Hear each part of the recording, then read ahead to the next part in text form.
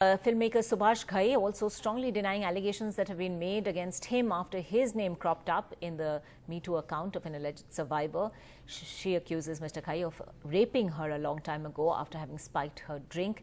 Dismissing the Me Too movement as a fashion, in his response to that allegation, Subhash Ghai said, "It is sad that it is becoming a fashion to malign anyone known bringing some stories from the past without any truth or blown up false allegations. I deny strictly and firmly all allegations like this." He reiterated his previous words and added he'd always been respectful towards women.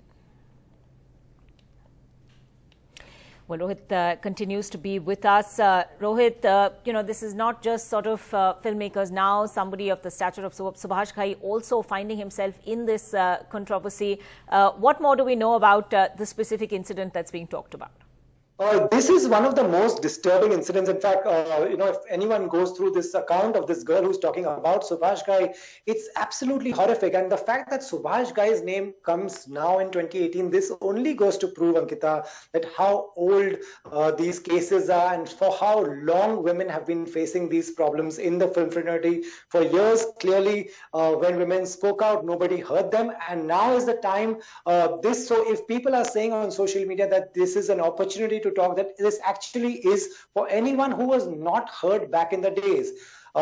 Definitely Subhash Ghai, Sajid Khan, they all have denied these allegations. It should be proven also. But like, I just spoke to some actors and Arjun Parinti, when we were interviewing them, they said, first hear the women out, first let them talk. Let's see. And there will be times where it could not be proven. There will be times it will be 99.99% will believe the woman. And if that's how it is, then be it. Let's believe the women, even if it's 99.99%. That's what Arjun Kapoor just told me. So these are very, very old cases. And even Sajid Khan's case is not a very recent case of yesterday or day before. So clearly, starting from Subhash Ghai's times when he used to direct films, till now, this is absolutely horrific. And if this is how women were treated, the actresses had come out and said that we used to have our makeup artists sleep in the room because they were scared that someone will come in.